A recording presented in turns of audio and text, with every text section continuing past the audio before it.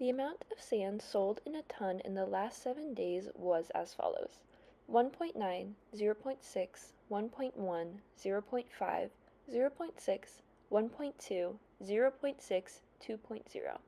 What is the median amount of sand in tons sold in the last 7 days?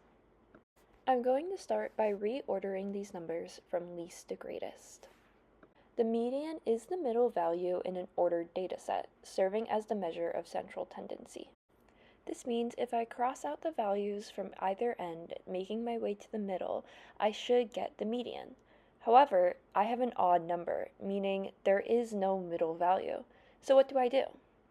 When dealing with the dataset with an odd number, you take the two middle values, which here is 0.6 and 1.1. You take the average of them, meaning you add both values together and then divide by 2. Here we get 0.85, which is our median value. Thanks for watching.